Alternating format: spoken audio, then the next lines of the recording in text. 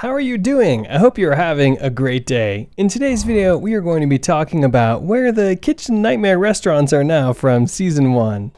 But before we begin with today's topic, make sure to like this video, subscribe to our channel, and turn on notifications so you don't miss any of our upcoming videos. Without further ado, let's get right into the video.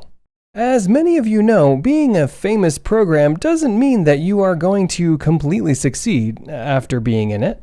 Time will determine who is staying and who will leave. This happened to a few of the Kitchen Nightmare contestants. Do you want to know who is still going strong? Well, keep watching. The first restaurant we have on our list is Peter's, which is actually closed by now. It was closed precisely in November 2008 when the owner's dad passed away.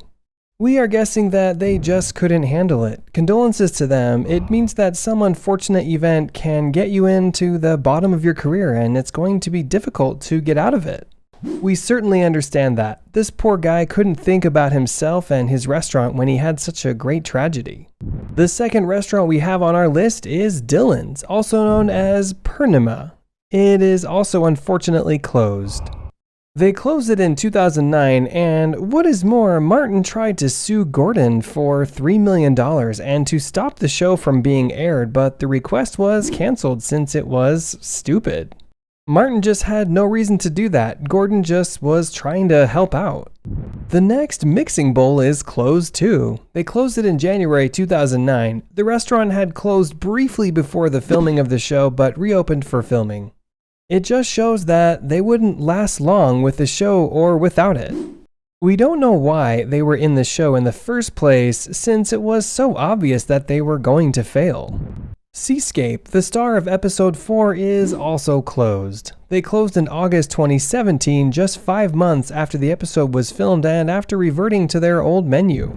We think that if they had stuck to Gordon's menu, they could still be here. After all, he is the one who was the most successful, but perhaps his expectations were too high for the restaurant.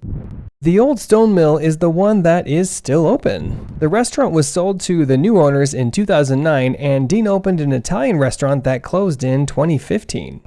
Dean has had minor acting roles and hosted a hunting show. Great for them. Perhaps they are not the same owners, but still. That shows that sometimes, if you aren't the best at something, but let other people help you or take after you, then it could actually be a big success.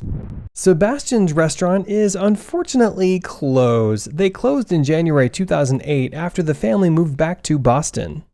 Sebastian had a small part in a movie and runs a landscaping and financial companies, so he is still successful. He is doing something he likes, and that's exactly what life is about, isn't it? Why did he have to make himself do the job he didn't like? No reasons for that. Finn McCool's is also closed. They sold the restaurant in 2009 with the family continuing to work there. They closed in March 2012 after an issue with the lease. Maybe they shouldn't have sold it after all, but everybody makes mistakes. After all, how should they know that the next owners weren't good? They just couldn't have guessed that. Leela's is closed too. They closed shortly after filming as Leela's debts were too high to recover. Even the show didn't help. That's actually incredibly disappointing, but it seems that's just how it was supposed to be. People just don't like this owner that much. And that's alright, since he is doing something else right now, which probably makes him more happy. Next we have Campania, which is also closed. The restaurant was sold in September 2010, and 8 days later, Joe sadly took his own life. They closed in January 2011. We are very sad for him. We wish that he would still be here with us, but we also understand the pressure he was under. We believe that he is in a better place now. And the last one on our list, The Secret Garden, is also closed. They closed in March 2010 after selling the restaurant. The sale fell through, but he found another buyer.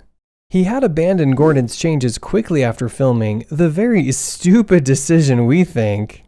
To sum everything up, the closure rate is 90% and the success is 10%. Oh, that's not great.